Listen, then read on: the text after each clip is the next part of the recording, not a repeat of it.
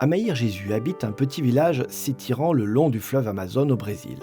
Chaque jour, il pagaille de village en village dans sa pirogue, priant Dieu de le bénir et de le protéger dans ses voyages, tout en se méfiant des crocodiles et des serpents venimeux.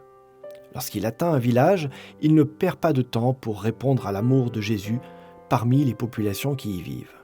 Un jour, Amaïr rendit visite à une femme qui passait par des moments difficiles. Son message apporta un réconfort à cette femme, et lorsqu'il pria pour demander à Dieu d'envoyer la paix et la bénédiction sur son foyer, elle entrevit une lueur d'espoir au sein de ses difficultés.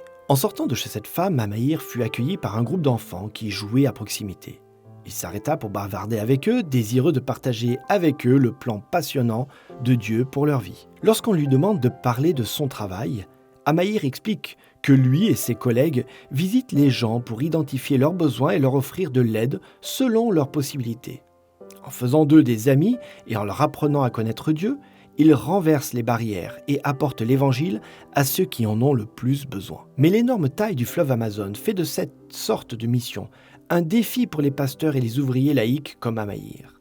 C'est pourquoi les dirigeants adventistes locaux ont rêvé de construire un bateau pour apporter le message divin à un nombre encore plus grand d'habitants des rives du fleuve.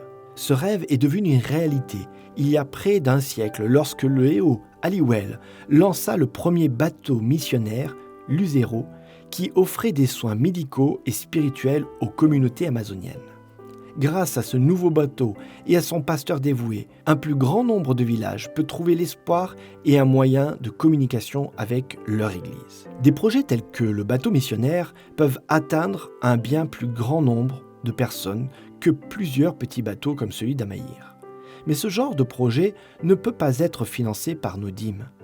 Si nous suivons les claires instructions divines exposées dans la Bible et dans les écrits de l'Esprit de prophétie, la dîme doit être utilisée exclusivement pour soutenir financièrement les prédicateurs autorisés.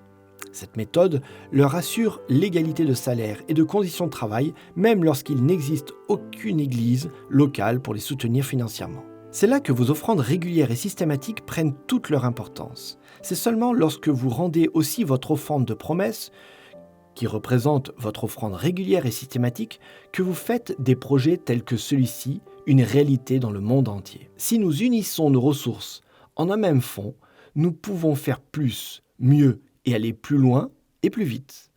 Ensemble, nous pouvons apporter une différence dans la vie des habitants des rives du fleuve Amazone et au-delà. Puissions-nous mettre nos désirs à la dernière place et Dieu à la première.